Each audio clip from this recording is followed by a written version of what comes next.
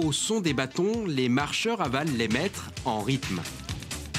La discipline prend ses origines loin des bords de Loire, plus au nord, sur les reliefs finlandais. Et les skieurs de fond, l'été, ne peuvent pas s'entraîner puisque naturellement il n'y a pas de neige. Donc ils pratiquaient la marche nordique qui est à peu près une similitude avec la gestuelle du ski de fond.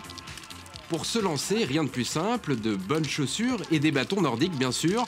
L'erreur du débutant, apprendre les mauvais gestes pour se propulser vers l'avant. Marcher, c'est facile. Marcher avec des bâtons, ça se complique un peu. Donc ça demande quand même un peu d'apprentissage.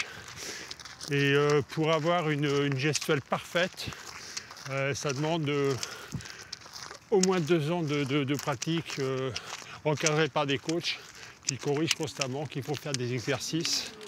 2 fédérations se partagent l'activité, l'athlétisme pour la compétition et la randonnée pour le loisir.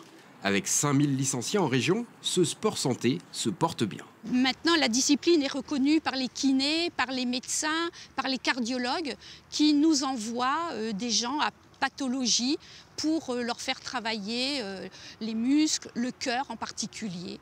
Ça entretient 80% des muscles si on pratique bien la gestuelle. On respire mieux, on s'oxygène mieux. Le plaisir de l'activité physique qui peut être malgré tout intense, même si c'est de la marche, on peut pratiquer de la marche nordique un peu comme de l'athlétisme, c'est-à-dire avec du fractionné, du cardio, sur des distances assez longues. C'est hyper physique et le challenge c'est quand même la technique. Je pense qu'il faut être quand même hyper concentré pour appliquer les bons gestes. Donc c'est un sport qui est hyper complet. Autour de la discipline, de nouvelles activités se développent, comme le Nordic Fit, un mélange de fitness et de cardio. 4, 3, 2, 1, allez, on est reparti pour un petit tour en marche, sans s'arrêter. On fait bien tourner le bassin. Du renforcement musculaire et les bâtons ne sont jamais très loin. C'est pour activer le cardio, le cœur, la circulation sanguine, tout ça.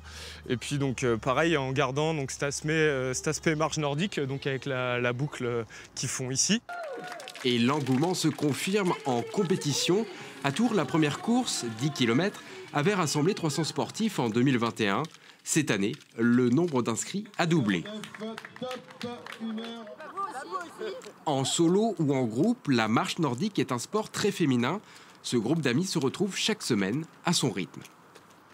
Du sport parfois parce qu'on est à fond et puis parfois on sait prendre aussi le temps, regarder les oiseaux, la nature, s'interroger sur un arbre.